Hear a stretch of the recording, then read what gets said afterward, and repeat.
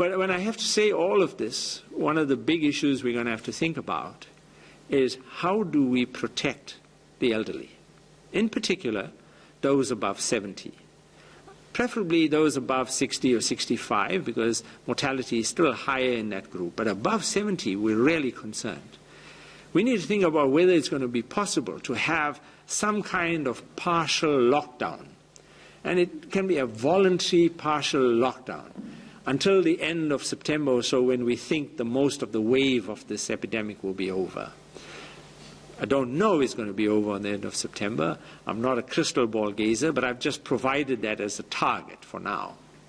That if we can offer something to protect our elderly, right, and especially those with other conditions like diabetes, heart disease, lung disease, we know that those three were the main risk factors in the US and in China.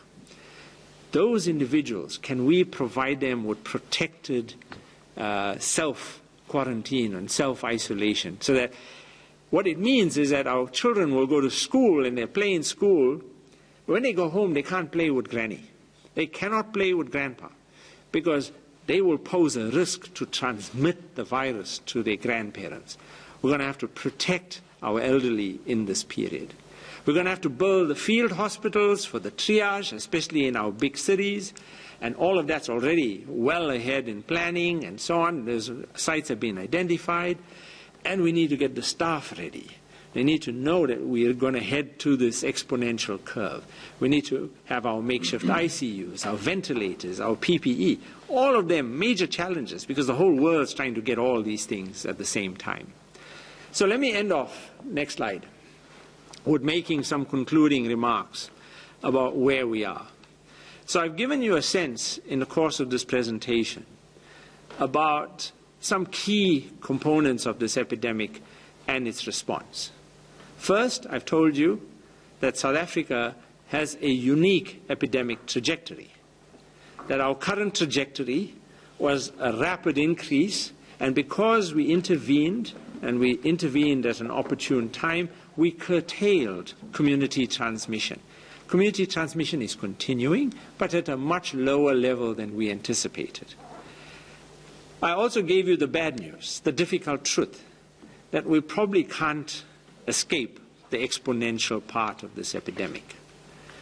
And that the lockdown has bought us some time. It has given us that time, that opportunity to become more proactive. And it's probably also dampened, it's flattened the curve. So when we see the peak, we won't see it in the same way as if we didn't have the lockdown and the other interventions we implemented. As we think about the lockdown and the timing of when it would come to an end, and that we can't end it abruptly, we've got to do it in a very systematic way.